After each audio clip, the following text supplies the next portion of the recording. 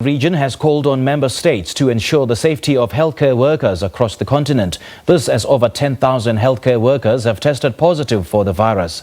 There are now over 833,000 confirmed cases on the continent, with almost 488,000 recoveries and over 17,500 deaths. South Africa currently leads the continent in infections and deaths and ranks 5th in the world, behind the United States, Brazil, India and Russia. It is perhaps worth noting that China, where the pandemic originated, sits at 26th in the world. It has recorded 83,830 cases and 4,634 deaths. Technical officer at the World Health Organization Regional Office for Africa, Dr. Mary Stevens, joins us now from Brazzaville in Congo via Skype for more on this. Dr. Stevens, great having you on the show. Very good evening to you. Welcome. Thank you. Good evening to you. Now, the calls for the protection of healthcare workers are not new. These calls have been made previously, but we've seen rising numbers of infections amongst the healthcare worker fraternity, now rising to a high of 10,000 infections. So what more needs to be done? Are governments heeding the call to ensure the safety of healthcare workers? Yes, we need to ensure we are protecting the health workers. So this will involve providing them the necessary personal protective equipment they require for their work, and giving them a very flexible schedule so that they don't overwork themselves and then make mistakes while they are working and unintentionally expose themselves to the risks of COVID. And the health workers need to protect themselves, the communities, because it's possible to get infected in the community or in the health facility, and have a very high sense of suspicion, especially if they are not working in a COVID treatment center. If they are working in a regular health facility where they treat other patients, they need to have a very high index of suspicion and making sure that they are using their personal protective equipment so that even if the individual is presenting with COVID and they don't know, they can actually protect themselves. Well, medical staff caring for COVID-19 patients also face mental stress, physical exhaustion, separation from families, stigma and the pain of losing patients and colleagues. It does appear that this facet of prevention or the protection of healthcare workers is being overlooked. I mean, the healthcare workers are only encouraged to stay safe, but the psychosocial elements seem to be overlooked.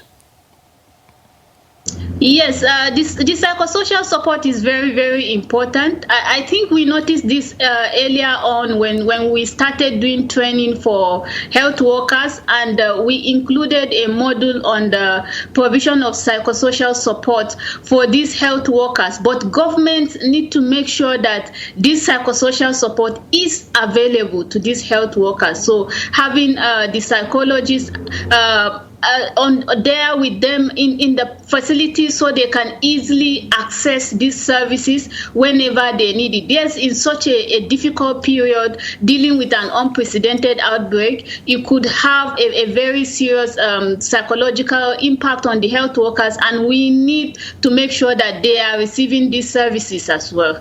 So how do African governments deal with the major gaps in the response capacity, especially in the field of resources and as well as protective equipment? And we know that African governments are currently very limited when it comes to resources.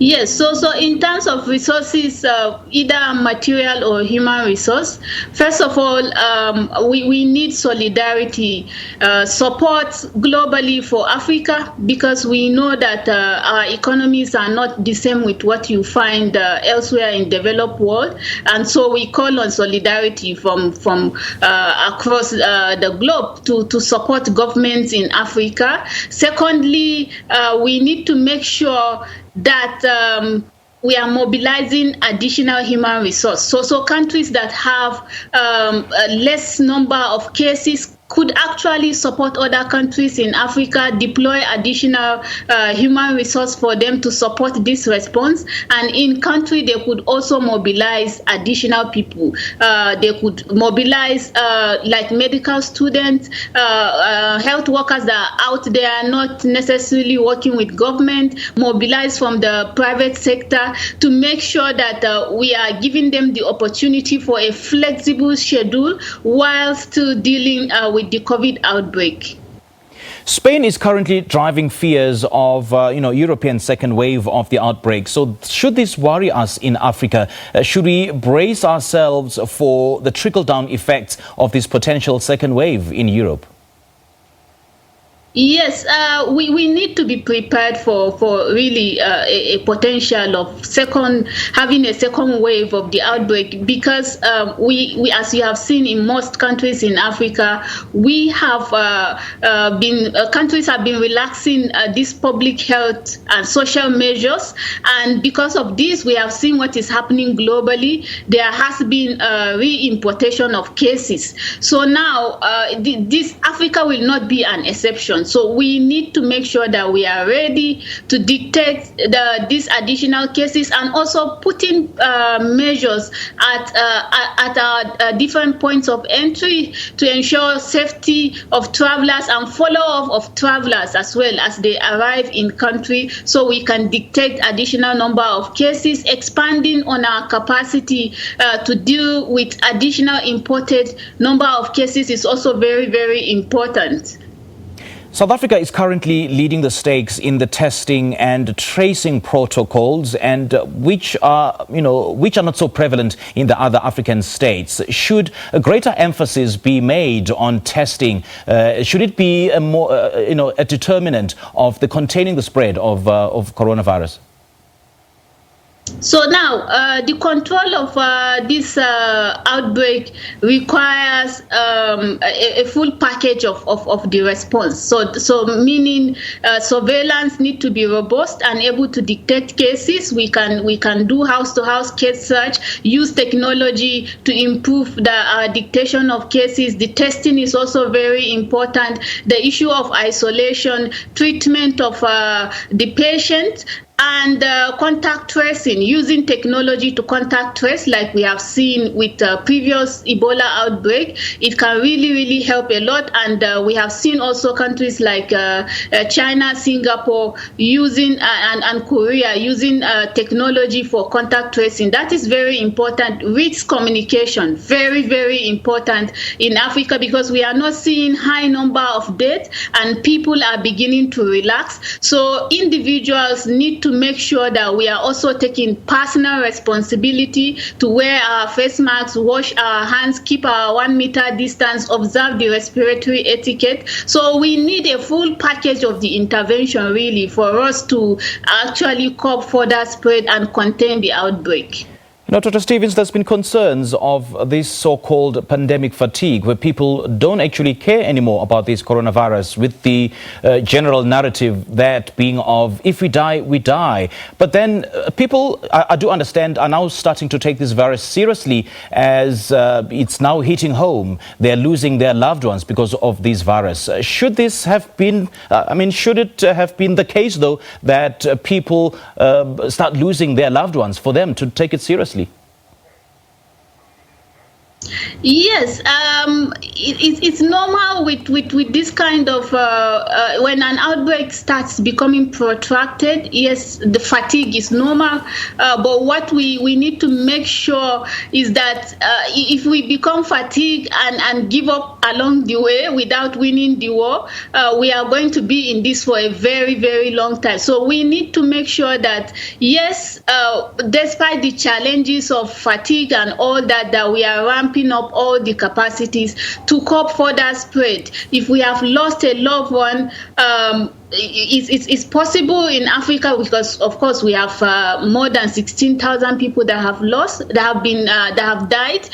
So we need to still keep our hope alive and reduce the risk of losing more people in the process. So ramping up all the capacities we talked about, including the preventive measures by the general population, and let's keep our hope alive. Yes, it is difficult. Yes, we are tired, but we can't leave the battle in the middle. We have to get to the end to make sure that we win this war, and so we can now rest finally. There is a likelihood that reserves of PPEs in hospitals is likely to be depleted soon. Is there a plan in place or a backup plan to ensure that this does not happen? Yeah, so we continue to mobilize additional personal protective equipment, especially with increasing number of cases in countries. And this personal protective equipment, of course, will be prioritized to areas of need to ensure that our health workers are protected. Because we have lost already. We have exposed more than 10,000 health workers have been exposed to this virus. And of course, this will put their life at risk and their families, and so we need to protect them. And we are prioritizing health workers, hotspots, and countries with high number of cases, so that we don't get to that situation where health workers are unable to access personal protective equipment. And the World Health Organization and the CDC Africa launched a committee to sort of provide scientific advice on traditional medicine in Africa. What is the WHO's stance on traditional medicine in dealing with coronavirus? Yes, so traditional medicine has been in use in Africa over the years, not just for COVID-19, but other disease conditions. And there are some of them that have been pre-qualified even from WHO. So this is not new. And this collaboration with Africa CDC and this establishment of the expert steering committee is going to help with scientific research for the available traditional remedies we have in Africa, so we can establish the safety, quality, and efficacy of this medicine for the treatment of COVID-19. And once we find this treatment, the drug can also go through the pre-qualification process, just like some of the previous traditional medicines that we have that are currently on the list of essential medicines in some of the countries. So traditional medicine research or use of traditional medicine is not new in Africa. And this warning of malaria-related deaths as a result of coronavirus could double. Are African governments taking this warning lightly or rather seriously? Yes, so not just malaria, provision of essential service is one of the areas of challenge in this COVID as cases are increasing. And secondly, people try to shy away from going to the hospital because of the fear of COVID. So it is important, and government it has now been established continuity of essential health services as one of the pillars of response. And government is working to make sure that these services are being provided and making the facilities safer to help encourage people to visit the facility for their routine health care. Now, much thought is needed about the optimum use of healthcare workers, especially in the COVID-19 response in the rural parts of the continent. Is there much resources being provided, especially those who are in the rural parts of the African continent and some areas which are inaccessible as a result of, the topographical landscape of these areas? Yes, so in Africa generally, most of the capacities you find for response are mainly at either the national level or the regional level, and we have lesser capacities at the lower levels of the health system. And this is what we have learned from previous outbreak and continue to learn for this COVID-19 outbreak, that we need to make sure that we are expanding and decentralizing these capacities to the lower level so that we can deal with cases at that level of the health system. So this is a challenge for Africa, and we can use the COVID-19 outbreak to expand and make sure that we enhance the capacities at those lower levels of the health system. We can use it to respond to another outbreak. If not COVID-19, we can use for future outbreak as well. So the capacity we build is going to be useful for the future. Technical Officer at the World Health Organization Regional Office for Africa, Dr. Mary Stevens, joining us via Skype. Thank you so much for your time. Thank you. And this is the Globe on SABC News. Let's take a quick break.